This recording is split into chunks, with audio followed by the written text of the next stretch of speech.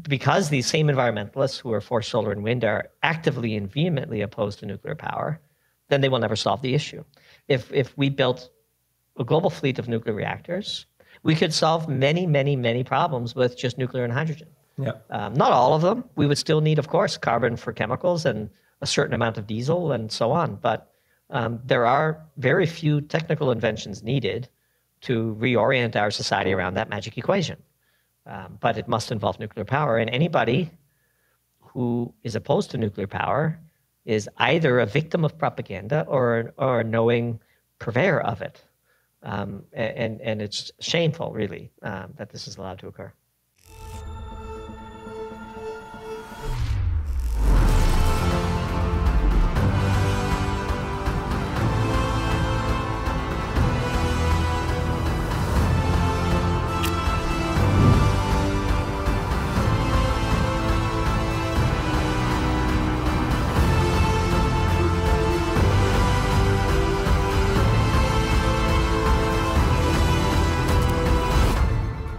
Welcome to a new and extraordinary episode of Deep Dive today with the legendary Doomberg. Hi, how are you doing?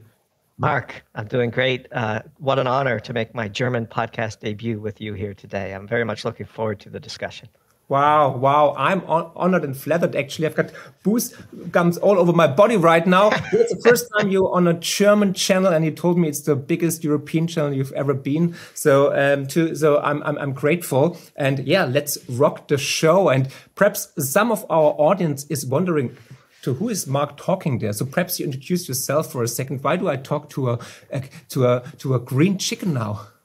Yes. So my name is Doomberg. I'm the head writer of Team Doomberg, which is a small team of former commodity sector executives who have decided to create a business together, writing on Substack about energy, finance, and the economy at large. And we started Doomberg 2 years ago, and we have had success beyond our wildest imaginations, really.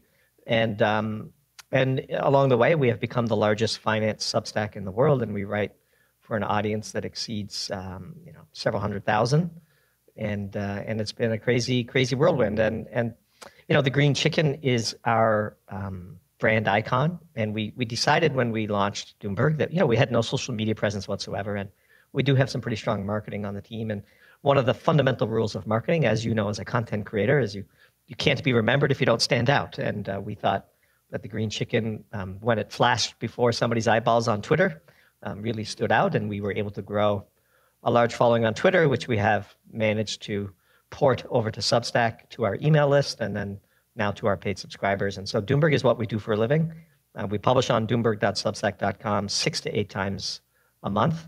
Many articles about Germany and energy and so on. And so it's been a fascinating thing to observe from a distance, what's going on in a country that I love. And again, to be here with you talking all things energy is a real pleasure. Yeah. It's an honor for me talking to you. Of course, it's the first time I'm talking to a green chicken. I hope we will do this more often, actually. And I think you did an extraordinary job, so everybody will remember you. So that's for sure. Yeah, talking about energy, talking about Germany. So what's your take on the German or the government in Germany, on the German energy policy the last couple of weeks, months, and years? The word I would use to describe the German energy policy is incomprehensible. It is with shock and dismay that your friends in the outside world are looking upon the decisions of the current German government and really scratching our heads, wondering by what logical train of thought are such decisions being made. We come from the commodity sector. I personally am a PhD scientist who has spent decades researching and working on energy and alternative energy and associated technologies. And, we start from a fundamental physics perspective that energy is life, of course. And every physicist knows that the universe, disorder is spontaneous, and the universe is always putting up a challenge for the human endeavor. And your standard of living is defined by how much energy you get to waste. This is a weird way to phrase it for many people, especially non-scientists, but in order to impose order on your local environment, which is the literal definition of your standard of living. Right angles do not occur spontaneously in nature. In order to impose order on your local environment, you have to waste heat. And in order to be able to waste heat, you have to have access to cheap and plentiful energy. And in particular, Germany's strategy around nuclear power is perhaps the most confounding to outside observers. I'm obviously acutely aware of the propaganda around the so-called dangers of nuclear energy that have persisted in the German culture for decades. But while the rest of the world is re-engaging with nuclear power and really creating a nuclear renaissance, Germany seems to have decided to dive off the energy cliff and to face the upcoming winter with even less ammunition to keep its population warm and healthy and its economy vibrant. And so it is really amazing to watch. I'm sure as an insider, you are seeing a whole different perspective than us, but from the outside, it's really puzzling. No, I couldn't agree more with you. The Wall Street Journal titled a couple of years ago that the German energy policy is the dumbest in the world. And I just can say, yes, it's right, actually. In the last couple of weeks and months, just assured me in this opinion. And it's like everything which worked, like coal and nuclear power, we switched off. And we're hoping that the sun and the wind is blowing and the sun is shining. And it's dogmatic, actually. It's like, okay, we have to save the climate.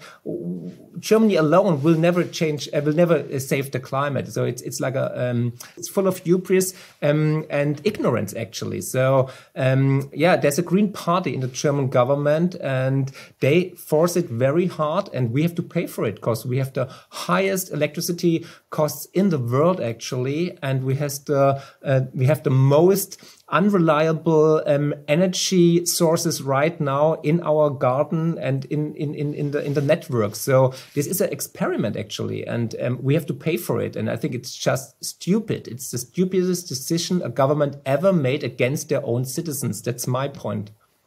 Yeah, so the issue, of course, with wind and solar is we just put out a piece called "Youth First," where we lamented that this Just Stop Oil movement in the UK had disrupted the World Snooker Championship, which is something we're big fans of, and the challenges of intermittency. There's a great German word for doldrums, which escapes me now, but I'm sure you know it.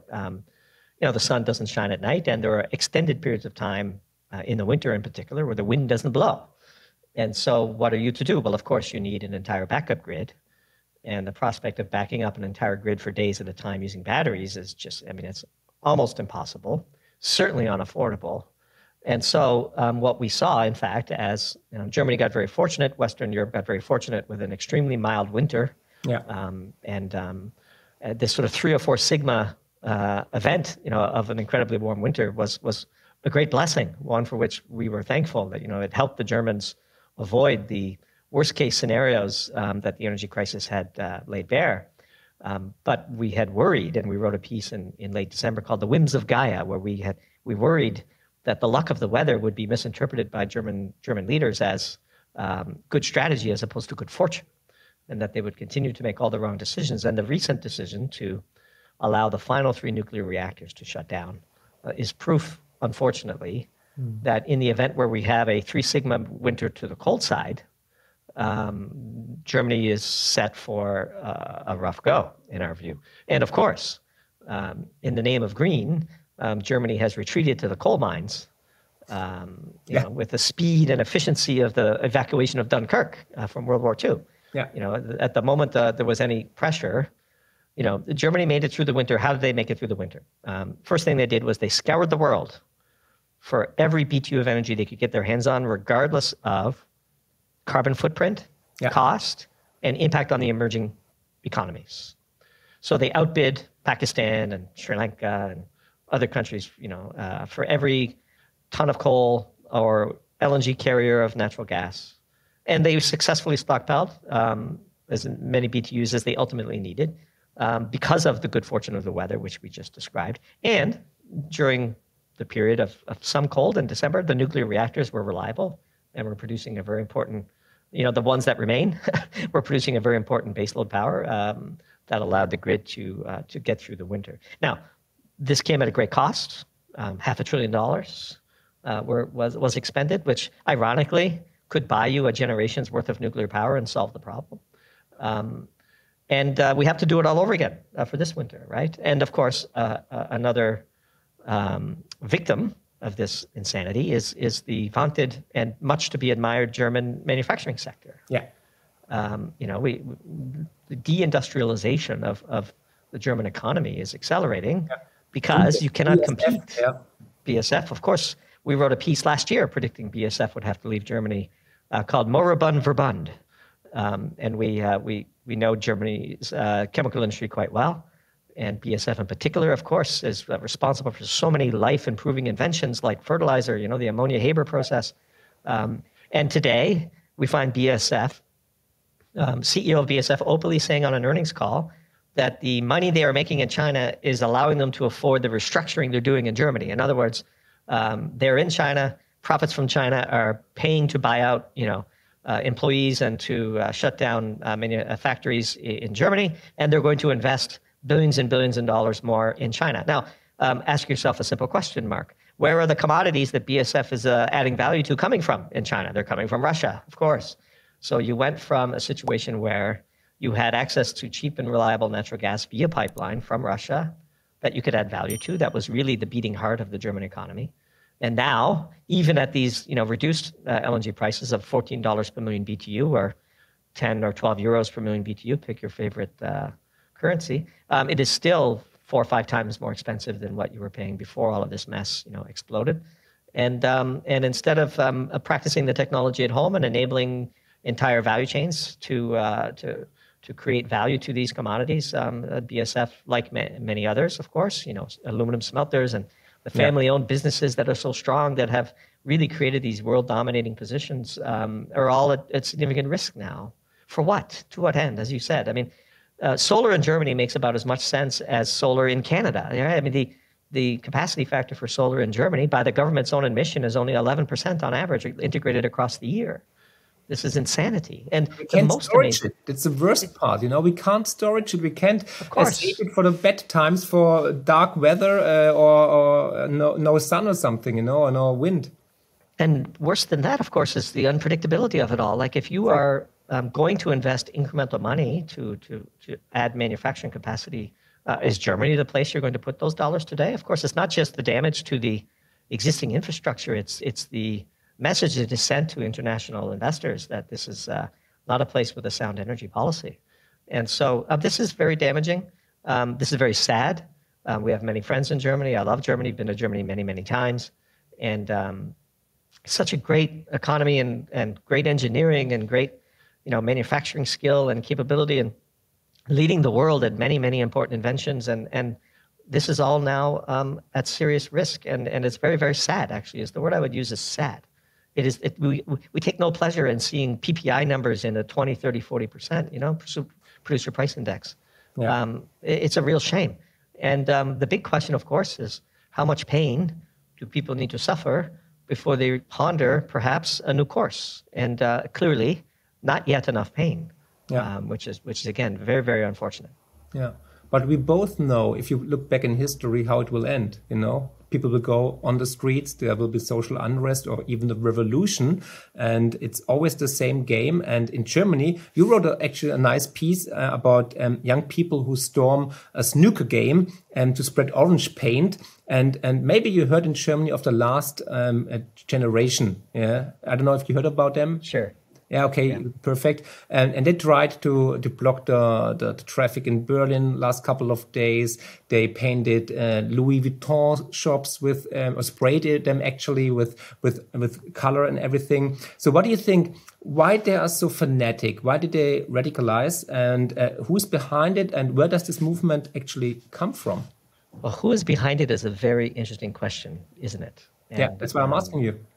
And, of course, there are many rumors that our friend, Mr. Putin, may be funding some of the more extreme elements of the environmental movement. Yeah. There are also some rumors that the oil and gas companies are at least behind some of the opposition to nuclear power because this leaves, them as the only realistic option. We have the whole question about the Nord Stream pipeline and who was responsible for its destruction, which is really fascinating to see on this side of the Atlantic Ocean, who is being blamed in the media and the propaganda around this. And what you're allowed to say in a polite public and what you're only allowed to whisper about, of course. But the motivation behind these people, well, it's an interesting question. So we quoted the British politician Nigel Farage in this piece, and he correctly expressed outrage. And the real outrage is that we have allowed an entire generation of young people to be brainwashed from primary school on through adulthood into believing that the world is about to end. And so I would say we have sympathy for such people because they honestly believe, as we said in the piece, the young man on the snooker table doused in orange powder genuinely believes that what he is doing is virtuous and necessary. He has been led astray. And it is high time for people like us to begin the difficult work of deprogramming these people. They are literally indistinguishable from a cult. And we ended the piece on a bit of optimism, of course, because Doomberg is our name, and we are, in character, we're quite doomy, but we are, of course, nonetheless quite bullish on the human spirit. And we do believe that minds can be changed. And it is incumbent upon more of us to engage in debate and to share facts and to agree or disagree politely. Long gone in our society, unfortunately, at least in recent times, is the ability to have an open and honest debate with somebody you disagree with, to express your views that are authentically held in a polite manner, find some areas of common ground, and then agree to disagree on the rest, and maybe engage in another debate down the road. This is how, of course, democracies thrive. And if you scuttle debate or you decide not to participate in it, you're doing damage to the core, to the fabric of such societies. And so, in the piece, we talked about a proposal that we borrowed from a really good author at the Manhattan Contrarian, where he decides, hey, why don't we build a city? And we limit the city to only wind, solar, and batteries. No fossil fuels, no coal, no nuclear. 10,000 people live in the city, and we said, let's call it Greenville, right? Let's see what it costs to construct that grid, how reliable it is, and what it costs to operate it. And in so doing, we will prove definitively the three great cons, as we explained in the piece, which is capacity factor, levelized cost of electricity, and the inability for batteries to economically store meaningful amounts of power. If we were to do that, we would have data, we could learn, we could improve, so nobody should be against this. And as we said in the piece, of course, no company would spend $1 billion to make a factory without first piloting the technology at a smaller scale. Why are we insisting that society spend trillions without first doing a demonstration? Let's see for real how expensive it is. Of course, there's all of this fraudulent use of something called levelized cost of electricity, where the people who are proponents of alternative energy claim that wind and solar are the cheapest, and yet everywhere we look where they have significant market penetration, costs go up. And so in a world where they can no longer move the costs from wind and solar to coal and nuclear and natural gas, and all the costs must be borne by the incumbent technologies that we are constraining Greenville to choose from, then the true costs will become apparent to everybody. And then we can have an honest debate about how do we lower those costs and what inventions are needed. And instead of rushing to build out something that we all know won't work, we could direct our resources to solving the actual problems to make it work. Yeah, and actually, we are the experiment here in Germany because we try to change the whole energy network and getting out of coal, of reliable fossil fuels and so on. But right now, like you already mentioned, we need more coal than ever before. We need nuclear power from France, for example, to substitute the three nuclear power plants we just switched off. So what do you think? Will the German energy policy, will it work actually? Well, no, it will not work. Thanks. Unless you define working as burning an enormous amount of coal and having amongst the brownest grids in the European Union, and thereby triggering the rest of the world to no longer listen to Germany as Germany dictates to them or tries to how they should fund their own energy needs. And so one of the things that we wrote about in a piece recently is the emerging economy having been victimized by Germany's energy blunders, that took a very hard look at what Germany did and not what it's saying, and is adjusting their strategies accordingly. And what do I mean by that? If you're sitting in Pakistan, which had built up a grid which became heavily reliant on access to liquefied natural gas, this year, of course, Germany outbid the world, Western Europe outbid the world, and Pakistan was left in the dark, literally was left in the dark. What did they decide to do? They decided to recommit to coal. Indonesia, recommit to coal.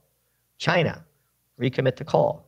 Japan, cut a deal with Russia on LNG. Ultimately, it's not just Germany burning more coal. Germany's path function of the disastrous attempt, combined with turning off nuclear, while still keeping the grid on, meant they had to burn a ton of coal, but it also is triggering demand for coal all over the world as people, again, look at what Germany did. And so 2023 will be a record year for coal consumption. 2022 was a record year for coal consumption. For all of the pain and suffering and transition and hundreds of billions of dollars that Germany spent on energy transition, the world is going to burn more coal, not less, emit more carbons, not less. Yeah. And it will not only not work, it will have the opposite effect. Because ultimately, as we said earlier, people want a higher standard of living. And so when forced to choose between sacrificing standard of living today or taking a risk of a negative consequence far in the future, people, just like Germany did, will choose to maintain their current standard of living. And so these youth who jump on snooker tables, who deface pieces of art, who ensnare traffic, they are victims, and they should be treated with empathy. They are victims of a deeply, deeply false propaganda that has caused them to hate their country, hate their standard of living, to feel deep guilt about what they are allegedly doing to the planet.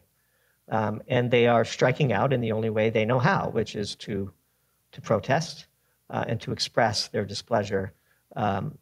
Again, I don't doubt for a second that each one of these young minds authentically believes what they're doing is right. They just have been led astray. Yeah, it's a mass psychosis. It's the same like during COVID. Yeah, indeed. And we've lost our minds. Yeah. And so, you know, there are two choices as educators and influencers and content creators. Choice one is to, amplify that in a way that, only leads to more poor discourse and disagreement and polarization. The other is to highlight it and then to try your best to educate. And one of the things that we take significant pride in the Doomberg experiment is the sheer number of politicians and staff members from all over the world who read Doomberg, reach out to us, ask us clarifying questions. Our politicians, many of them believe this because they were, victims of the same propaganda. And when you show them the clarity and the logic and the calculations and the inevitability of the failure of these policies, just yesterday, Justin Trudeau, the Prime Minister of Canada, a person that we are no big fans of, to be sure, was out saying that nuclear power needs to be a key part of Canada's energy plan in front of a German representative, no less. Yeah. And, we're very good friends with Dr. Chris Kiefer, who is the head of Canadians for Nuclear Energy. And he met personally with Justin Trudeau, and he started this nonprofit to educate the public on the safety and reliability and necessity of nuclear power. And he has made an enormous impact, one individual, right? So it still can be done, Mark, and it must be done. That's why eventually, that's why I invited you. That's why we have to get together. That's why we have to spread the word and keep people educated, get them educated about everything. So they're not like in the church and say, okay, it's the written word, so I have to kneel. No, it's the truth. We have to tell the truth, and that's why it's so important. What are you doing? And I will definitely put the link to your Substack and everything beneath the video in the links. And if you're interested into his content, then please subscribe to his newsletter. It's definitely worth reading, and you're not dumber afterwards. I can tell you that. You get more and more smart. And you have some nice investment advice as well. So one question, Doomberg, do you think Germany will get sane again, will get healthy again, and we will restart the nuclear reactors in the future? What's your count on that? So I am deeply bullish the German people. Never have I had the pleasure of interacting with more intelligent, polite, professional, hardworking, reliable people than the teams I either worked with or led that were based in Germany throughout my decades in industry. And so in the end, of course, Germany will right its own ship. It must. The German spirit is irrepressible, in my view. And the only question is, what is the path function? Yeah. So how much pain will Germany tolerate, or must it suffer, before right-minded people reassert control? Now, one of the risks is, as you well know, that sometimes when you have enough social disorder, very bad people distill up to the top of politics, and you end up with extreme elements on the far right taking control. And this is a risk, I think, that is being underestimated or minimized internally amongst the German left, that this is feeding discontent and polarization and radicalism. We see it in some parts of Germany. We see it obviously in Italy. We see it in France. And there's a danger here of losing control. And ultimately, I don't think that is our base case, but it's certainly something to be wary of, to be keeping a close eye on. And this is, of course, a consequence that must be measured when you're assessing the outcome of your government policies. And just the Bank of England today came out with a crazy statement that people had to get used to being poor. They need to accept that they're going to be poorer. Talk about, do these people even read what they write? Talk about pitchforks and torches coming to the Bank of England soon. It's really amazing. But to your question, if there was a security that represented the German people, we would be buyers of that security. Yeah. I had Seymour Hersh here on the channel, and if you want to watch this video, it's very, very interesting. You find it, I think, right here. And I think you're a fan of his last or the recent report as well. What's the outline of American foreign and energy policy regarding Germany, and why was Nord Stream 2 so important? And what do you think? Who was it? Who blew it up? So I would say we put out a piece after he published his piece, and our piece was called "Let's See More." So I wouldn't say that we were fans of his work.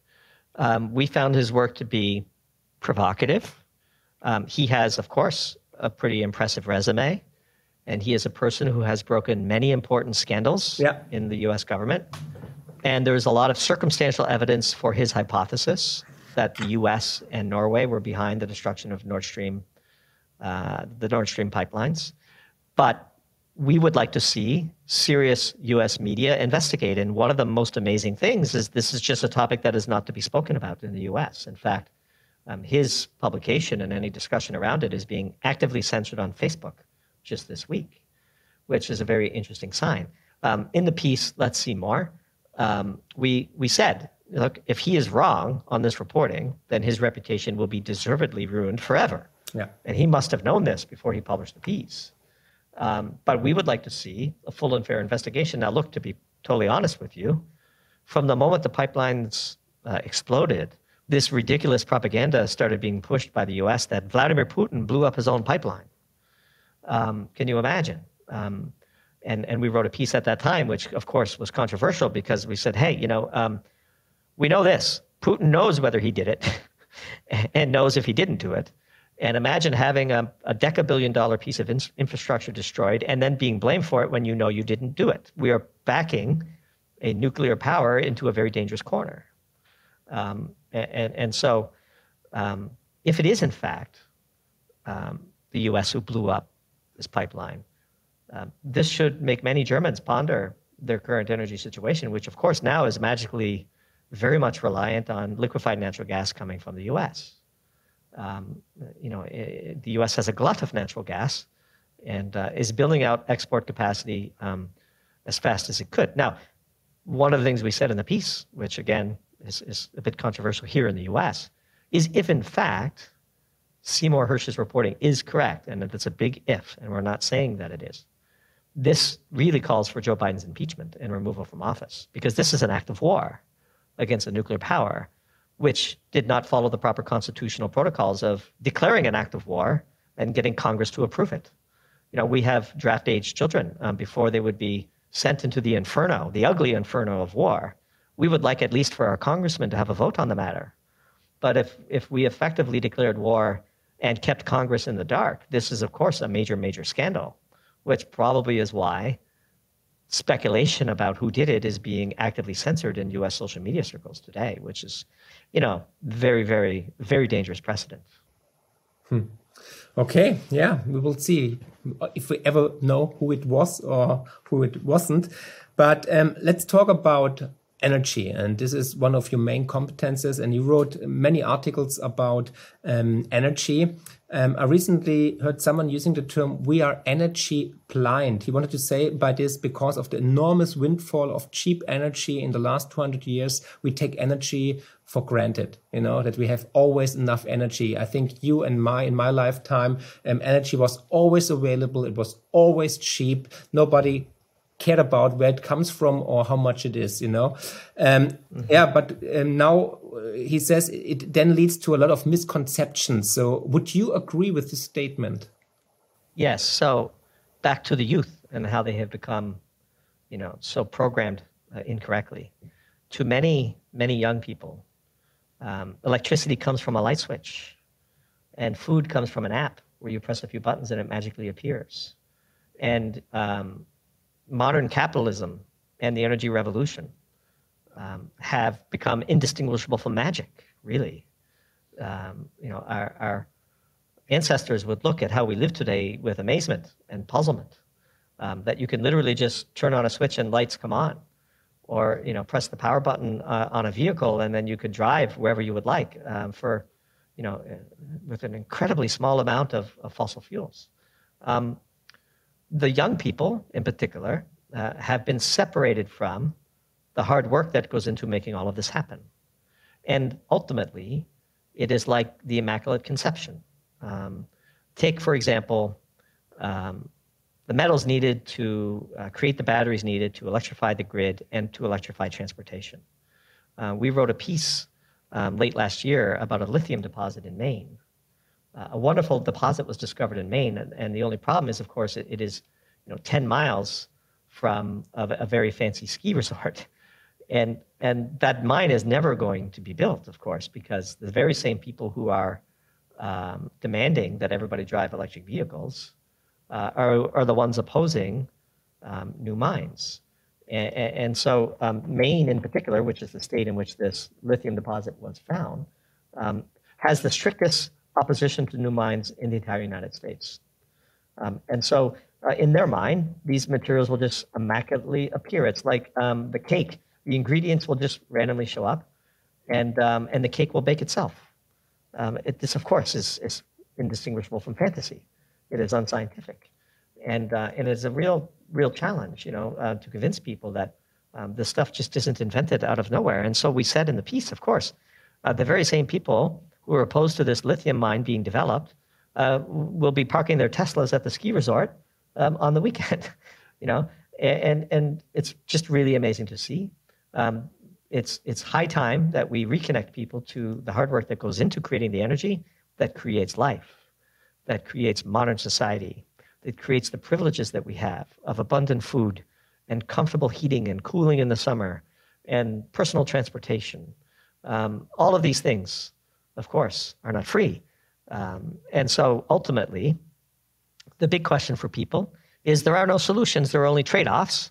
So what are the trade-offs we would like to make? We are all for developing an economy where we optimize the following equation. The total standard of living we can distribute to our population divided by our carbon emissions. That is a very fine goal. That might even be an admirable one. But you cannot just focus on half of that equation, which is bringing carbon to zero, without at least pondering the trade-offs in the numerator. And here, this is where Germany's decision to shut down its nuclear fleet is so disastrous, because there are no carbon emissions from nuclear power.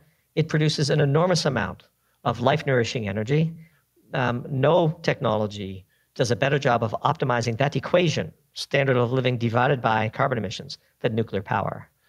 There are enormous carbon emissions that go into solar and wind, of course, because polysilicon, for example, is the most energy intense, one of the most energy intense materials humans can make today. The payback period on these things is, of course, highly political, but very extended, especially in Germany where the sun doesn't shine. And so, it's really eventually when the materials don't appear and there aren't enough batteries and, we run out of copper and nickel and cobalt and lithium, we will have a decision to make. And ultimately, we believe that decision will be a renaissance in nuclear power. Yeah, definitely. Definitely. And you see all the double standards, people use and drive like Teslas and BMWs, but then they don't want to have a lithium mine around the corner. It's too fancy. We want to have the Prosecco without seeing this ugly mine and this hole in the mountains. So yeah, it's crazy. So we see more and more people get woke, more and more people get green. On the other hand, we see that for especially emerging markets need more fossil fuels than ever. So, for example, China, India, Brazil, and so on. So, you think, can it be in their interest to go to renewables, to switch to renewables energies? Because if you produce, for example, a lot of coal or oil, like Brazil, is there interest in the government to switch to other alternatives?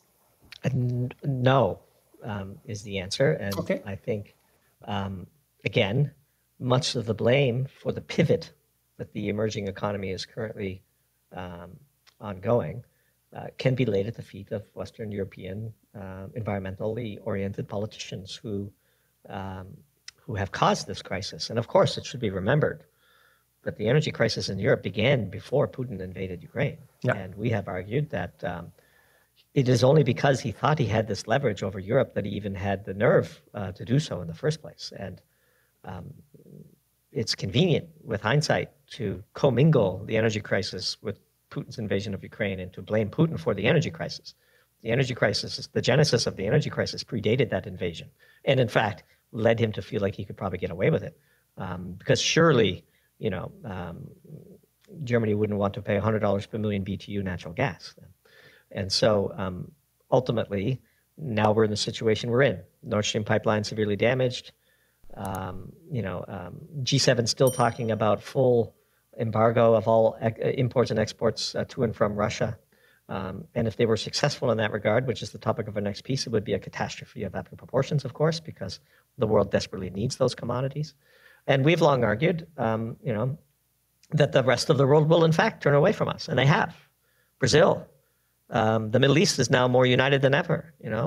Saudi first, which is a piece we wrote about recently. If Saudi is only now first, who was first before? And of course the answer is the U.S. and the U.S. is no longer first. And so the emerging world will burn more coal, will burn more oil, will burn more natural gas, and anything that Germany doesn't burn will be more than taken up by the rest of the world. Mm. So we don't get rid of fossil fuels in the near future. I don't think we get rid of fossil fuels in a century. Okay. So I think in 100 years, we will be burning more fossil fuels than we are burning today. This is a bet that you can take to the bank, of course. Mm. So, but all the politicians, all the media says we have to go green, we have to use solar panels, and we have to build wind farms offshore, onshore, and so on. So, don't you think that we will have, do you think that renewables will be the future? Or what part of, or how many percentage will we have in 100 years, for example, in renewables on the whole globe? So, if you just look at the data. Yeah. How many trillions of euros have been spent on renewable energy in the Western world? Yeah. The total global consumption of fossil fuels has gone from 87% to 86% exactly in this time frame. Yeah. So how many trillions is it going to take to get to 82%? And where do we get the or 75? And where do we get the metals and the commodities? Of course, yeah? yes, of course. I know, I'm with you, but I just have to tell the German audience, because they're all blindfolded and they're in a mass formation, mass psychosis. They think we have to switch off everything which works and we have to get poorer to save the planet.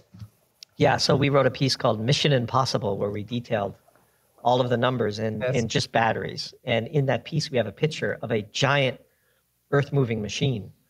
And this machine has a diesel fuel tank of 4,600 gallons, maybe 16,000 liters in one fuel tank, in one giant excavator. If you think about, let's take copper at a 2% ore, which would be quite competitive. Yeah. You have to have a giant machine dig up this 2% copper, transport it to a mill where it is pounded with ball bearings and crushed into a small size. It is then moved into a leaching area where toxic chemicals of all sorts are used to concentrate the copper into a higher grade, which is then sent to a smelter of some kind, and purified copper is made.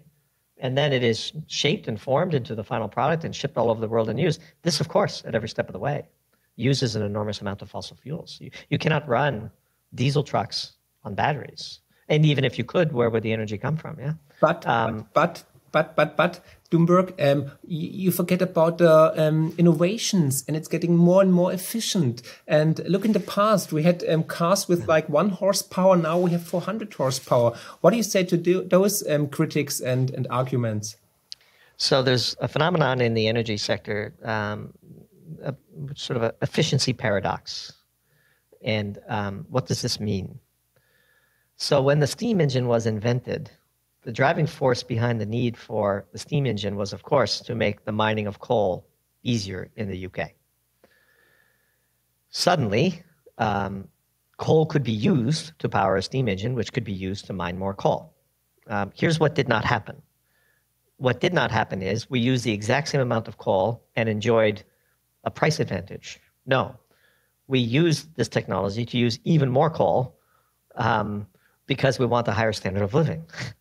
And so, ironically, if you make something cheaper, people will use more of it. And so the efficiency paradox states that since all humans everywhere want a higher standard of living, they will consume every BTU of energy they can economically consume in order to do so. If you go to Davos, they all got there on private jets. Yeah, they didn't all crowd into one plane and sit in a coach. But they're saving the world. They're safe. But my point is, given the choice between flying 8 hours from the US to Davos in economy on Delta, or getting on a private jet and having all of the nice attributes that come with such an experience, every rich person is choosing the private jet, even the ones who profess to be saving the planet. And I don't blame them. Yeah. I don't care if they fly a private jet, but just stop telling the rest of us how to live, right? Yeah. And so, in our view, in 100 years, people will be burning fossil fuels absent a complete and total global renaissance of nuclear power. Look, there are other ways. We could decide to use hydrogen with nuclear power, for example. We wrote a piece called The Hitchhiker's Guide to Hydrogen, where we detailed, look, hydrogen is not an energy source. It is a carrier of energy. It's not a particularly good one, but it does have the advantage of being able to carry energy from a nuclear reactor to a vehicle where it can be combusted in a hydrogen combustion engine, for example, which is known technology, very solved technology, to propel the transportation sector carbon-free. Nuclear plus hydrogen does offer a reasonable replication of our current standard of living without carbon emissions, back to our magic equation. And so, because these same environmentalists who are for solar and wind are actively and vehemently opposed to nuclear power, then they will never solve the issue. If we built a global fleet of nuclear reactors, we could solve many, many, many problems with just nuclear and hydrogen. Yeah. Not all of them. We would still need, of course, carbon for chemicals and a certain amount of diesel and so on. But there are very few technical inventions needed to reorient our society around that magic equation. But it must involve nuclear power. And anybody who is opposed to nuclear power is either a victim of propaganda or a knowing purveyor of it. And it's shameful, really, that this is allowed to occur. Mm. I gave on my channel an advice, as an investment advice, to invest in everything which the politicians, the woke people, and the socialists hate. So this would be coal, gas, uranium, and so on. Would you agree? Well, of course, we don't give investment advice, and the U.S. has strict regulations around newsletters. But we're in Germany now. Claim to do so, but We would say there are many ways to play this foolishness. One of the ways to play this foolishness is to just assume that there will be some stock promotes and you get behind the green companies who are professing growth and they become popular in the stock market, Tesla most famously. Another way is to invest in the things that are necessary in order to make these green energy transitions happen, like these special adhesives that are used to glue wind turbines together, or critical fluids that are used to cut silicon ignits into wafers. The analogy would be selling shovels to gold miners, right, in the middle of a gold rush. Yeah. And then the third is to invest, as you alluded to, in a way that is contrarian. And if you were able to be wise enough to invest in coal companies in 2020 after the COVID lockdowns, you would have made a fortune. Yeah. And there will always be those opportunities, but our advice to people is you should do so privately when you can, because the stock market is not rewarding these companies with price to earnings ratios that justify the cash flows that they're generating. Whereas if you could invest in a private company that remunerates its shareholders with dividends and stock buybacks, then you could make your money that way, which is how we do it in our professional lives. And we earn money in fiat, we save money by buying real assets like gold and land, and then we invest privately where we can personally affect the outcome. This is our strategy. It's not for everybody. But this is how we approach the investing universe. So you said the stocks are not fair valued on the stock exchange. Is it because of ESG and everything? Because they're like dirty? Yes, the residual got it. Stink of coal or cigarette companies, or pick your favorite. They called sin stocks here in the U.S. Sin stocks generally pay very good dividends, but you don't get much in the way of growth appreciation. So, that's a good point, actually. So would you agree that we are at the beginning of a commodity super cycle? Because we see that, for example, in the last couple of years, we saw less investments into coal mines, into oil fields, gas fields, and so on. But there is still a high demand for fossil fuels. So we have a problem. On the other side, copper, for example, I think the last really big copper mine was developed in 2015 or 2016, and it takes around 15, 20 years from the beginning to find something to actually get something out of the mine. So there will be a big problem, a big gap between the demand and the delivery, what we have in the ground. So would you agree that we are seeing a commodity super cycle next couple of years? So it's even worse than that, Mark. Oh, okay. If you consider, because of the same sort of environmental, not in my backyard phenomenon that is prohibiting the lithium mine from being developed in Maine, we in the West, the US, Canada, Western Europe, have outsourced much of the dirty business of mining to the developing world. And the developing world is waking up to the value that they have. And just this week, of course, Chile has announced that it intends to nationalize its lithium industry, much to the shock of Albemarle and the other major lithium producers. And this is a trend, of course, that we're seeing. Peru, similarly, during the peak of the inflation crisis last year and the food crisis, we saw food riots in a country that is responsible for many of the green metals we'll need. Indonesia, again, talking about creating an OPEC for the green metals, copper, zinc, nickel, cobalt, and so on. And of course, cobalt being the dirtiest scandal of them all, which is it comes predominantly from the Congo, where I love this. This is the best branding that we've ever seen, which is to call small mines that access forced labor and child labor. They call this artisanal mining. Yeah, such a beautiful word. Yeah, artisanal. It sounds way better than child labor. Yeah.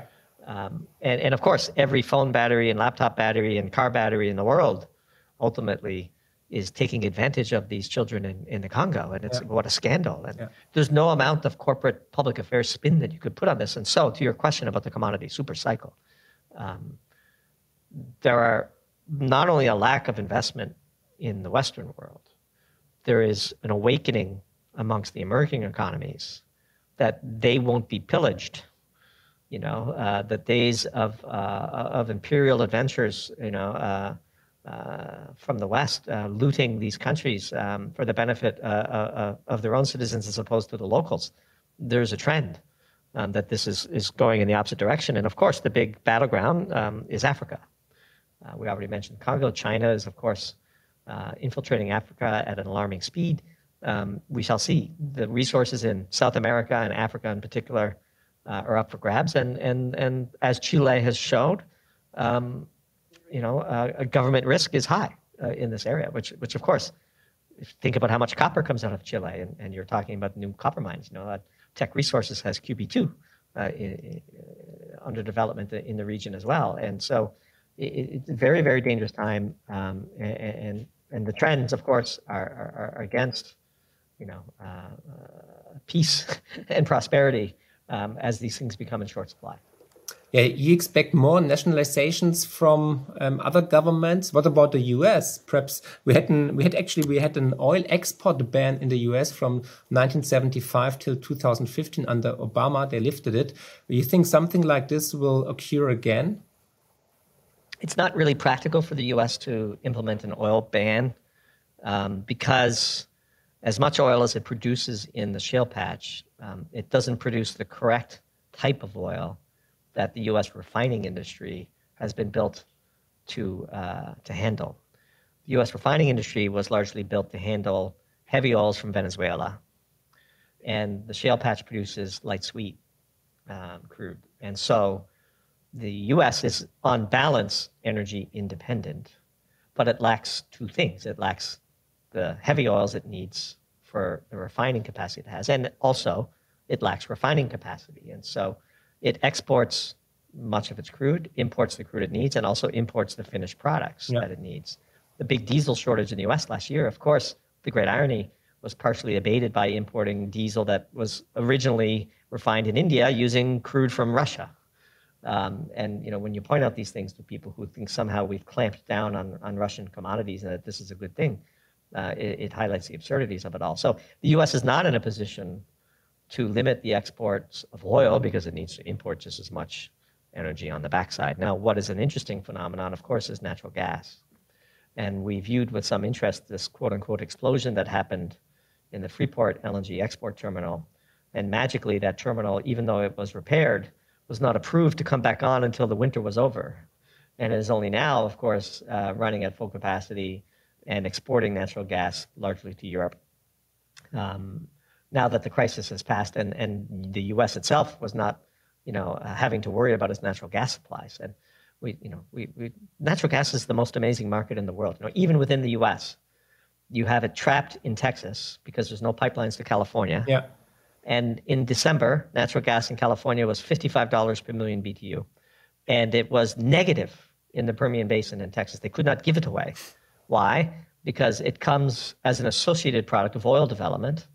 And oil is the primary reason people are drilling. And they get all this natural gas as a nuisance. And so they are flaring it. They are burning it. Yeah.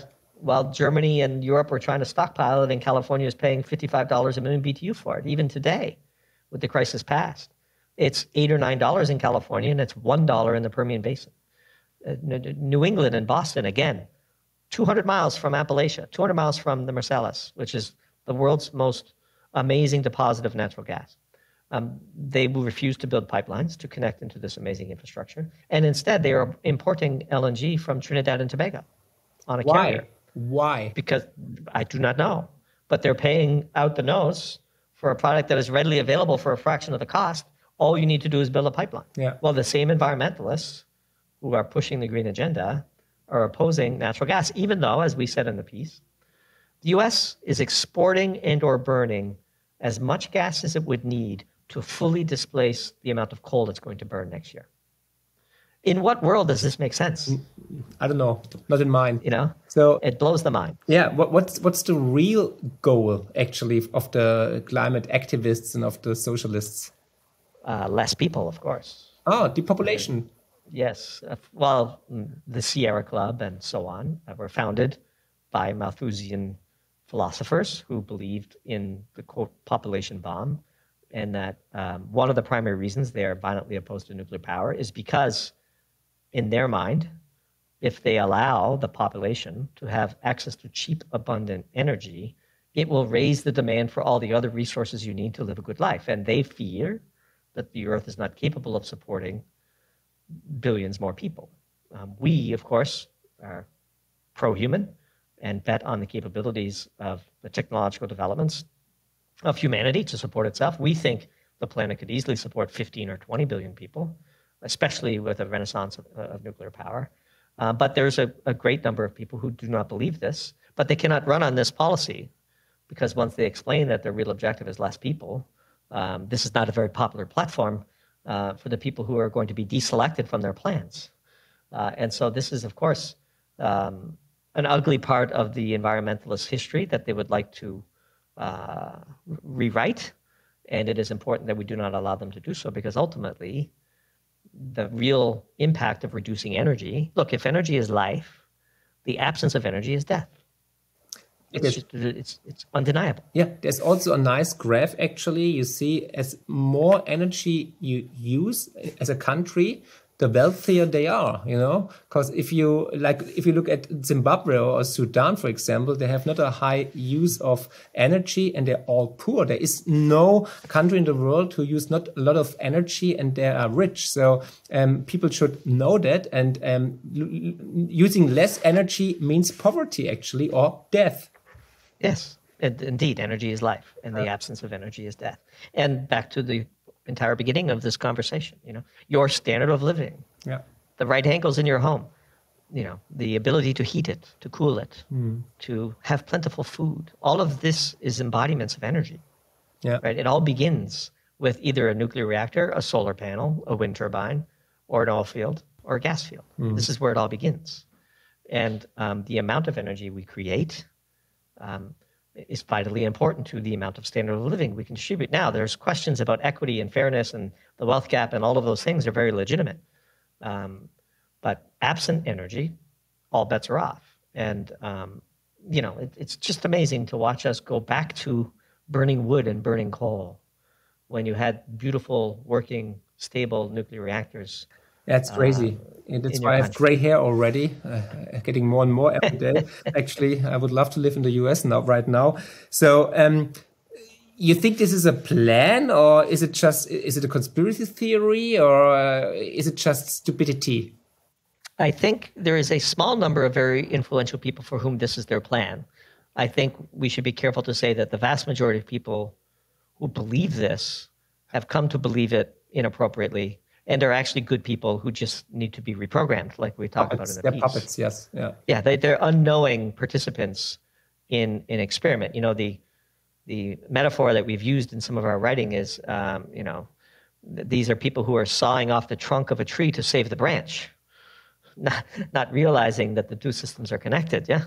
And so this is, again, you know, I don't want to be all doom, even though it is Doomberg. Come on, it's a name, Doomberg. In reality, we want to be uplifting and to give an alternative view and to show people that there is a way to increase standard of living while reducing carbon emissions. And this is the formula. As long as we can get people to agree to the formula, that there are no solutions, but there are only trade-offs, then we will have made a significant breakthrough in the debate. Because once you realize that, yes, this formula matters, I like my home, I would like my children to get a good education and to go on and have a good job and to create a life for themselves and maybe have children and so on. You know, the standard thing that a parent hopes for and wishes for, that it's okay for every human to have these desires, and that we should collectively be working to ensure that as many of us have as much of that as possible while minimizing carbon emissions. Once we have that debate, once we accept the premise of that debate, then we can have an intelligent discussion about the true trade-offs, which we would then set about measuring.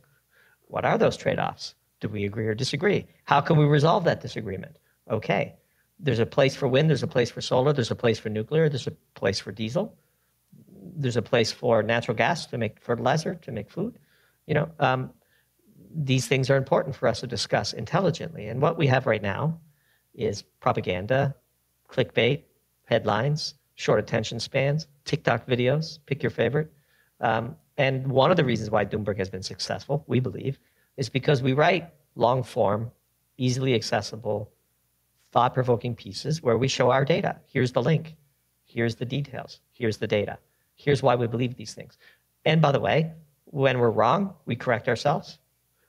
We answer all comments from subscribers, emails, and comments to our pieces. And we have been engaging in the debate, and people think that we are at least authentic in our views, and we express them politely. This is a key point. Yeah, very important, more than ever. And we have to educate the people, because if they're educated, then they can protect themselves and their loved ones.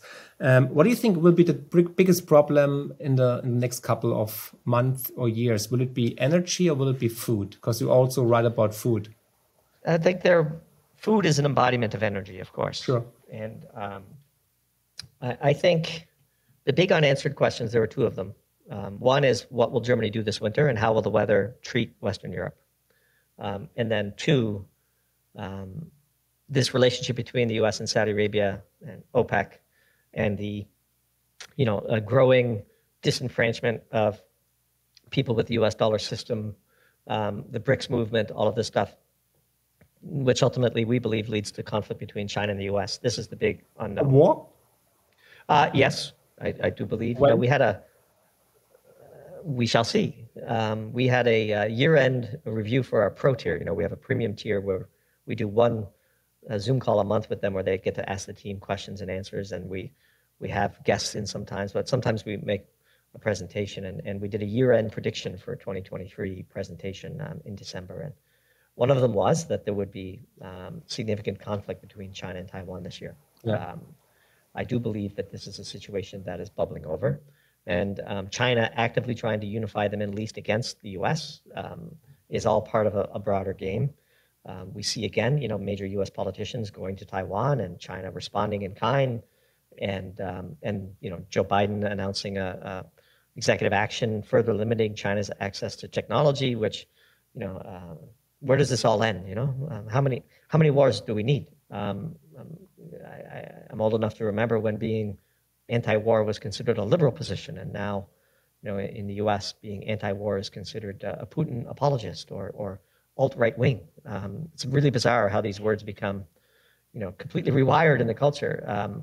Yeah. And so, we do think that there is a significant danger of a unified Middle East / China, Russia, India, Brazil, BRICS plus the Middle East, standing in opposition to the U.S. can only end in conflict. If history is any guide, ask Libya how that goes. Yeah. Ask Iraq how that goes. Ask Afghanistan how this goes. And this is really fascinating. And the relationship that we watch the closest is MBS in Saudi Arabia and Joe Biden, which, of course, neither side hides the fact that they have a very, very poor relationship. And that relationship is probably the most important relationship in the world today. Yeah, but we see the end actually of the US as a hegemony power. We see a multipolar world right now, and we see that the US dollar as a world currency gets more and more actually fighted by China, by India, by Brazil, and so on. So, what's your outlook for the US dollar in the next couple of years? As measured against what is the question? Yeah, as measured oil? Against the euro, against oil, against gold. Yeah, Gold? we would be bullish the U.S. dollar price of oil for many years.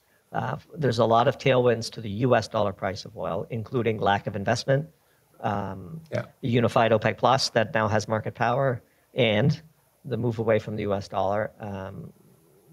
Okay. Is a component. In general, fiat currencies in general, or just like the US dollar as the main currency? I would say the main currencies at risk are those currencies for whom they currently exist in energy scarcity. So Japanese yen, euro, British pound. Of course. Because energy is life and currencies are really just manifestations of energy transactions. Those currencies stand to have significant challenges. Countries like Canada and Australia that have abundant commodities, even if their current strategies are not to take full advantage of it, stand a better chance. The U.S., being the incumbent and having obviously an enormous amount of energy at its disposal as well, stands to do pretty well. But overall, long term, we would be bullish the U.S. dollar price of many commodities. Gas, including uranium, the next 12 months also possible? Well, uranium oil, coal, and gold are all Positive. global markets. Gas, of course, is a series of a dozen hyper-regional markets, and so that is not an answer that you can give without the context of regionality. Gas in the US is obviously in a bearish doldrum today. Gas in Europe is still in high demand. Gas in California and gas in New England is different than gas in Louisiana and Texas. But oil, coal, gold, uranium, these are all globally traded fungible commodities that are relatively easy to transport, and the market's relatively efficient. And so BTU arbitrage is possible.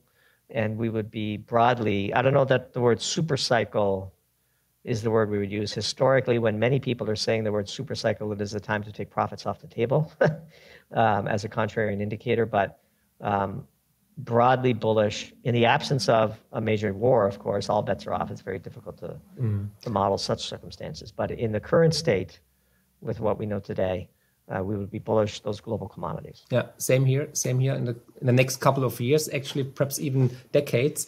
But what would the world look like if oil, for example, is at $150 or $200? I think that would be very inflationary, both for the US, but especially in the emerging world. So for economies that cannot print their own currency to settle oil, high oil prices ultimately represent the equivalent of a developing world debt shock, where you have, which is why, of course, we're seeing huge inflation in Pakistan, for example. Because you can't print your own currency to buy oil like the US can. And so you actually have to get hard dollars to pay for your oil. And in so doing, you are basically depleting your reserves. And if you have, you don't have valuable exports to sell in exchange for US dollars, then you get into what's a debt spiral equivalent of hyperinflation, which we see in many countries. And so $100, $150, $200 oil leads to significant inflation around the world, especially in the developing world, which leads to social unrest and all of the challenges that we just and more socialism, perhaps, more taxes, windfall taxes, or sure, all the tricks that people use that don't work. Yeah. Yeah. And so what's not a happy thought. No. But I believe in cycles, and I think after it gets worse, it always gets better. After rain comes sunshine, and vice versa. And so you as a green chicken, actually. So what's your outlook for the future? Will we get out of this misery? Will it be in the future better if we switch on the nuclear power plants again? What's your solution for all this? Yes, we are long-term optimists. And again, whether it be Germany, Western Europe, Canada, Australia, the US, Russia, Chile, the global spirit, it cannot be kept down, and it will rise again. And we will find ways to solve our problems. We hope to play a small role in educating some people and some influential people on how to go about doing that. And we will do our part as citizen journalists to highlight the challenges and the problems, but also to highlight the possibilities and the optimism. And I think that is an important thing to never forget, which is ultimately these do happen in cycles. And the current cycle of socialism and unscientific thinking and the demand that things just immaculately appear is not a steady state. It is unsustainable, and by definition, that which cannot go on forever usually does not. And so I do think the cycle will turn. And the fourth turning may be difficult, but we will start over again, and there will be a new beginning. Definitely, always is. And we have to fight stupidity, have educated people, and you're doing a great job. And it's great talking to you. And guys, if you liked this content, if you want to see Doomberg again on the channel, let me know in the comments, and subscribe to the channel, subscribe to the newsletter from Doomberg. And I have to thank you, Doomberg. It was a great pleasure. You're definitely the smartest chicken I've ever talked to. And I talked to a lot of chickens, actually, because I've got 5 of them at home. They're not talking to me, but I have to feed them, and they give me presents like eggs and everything. You will meet them if you come to Germany. I invite you. So anyhow, it was a pleasure talking to you, and it was very great talking to you. So much input, so much wisdom you shared with us today. It was great picking your brain, and I hope to invite you again. Mark, it was my pleasure. A real joy to speak with you, and come back anytime that you will have us. Thanks a lot. Oh, thank you very much. And I hope you liked the premiere in German, on a German channel, and I will get back to you definitely. And I loved it. And thank you very much. Take care.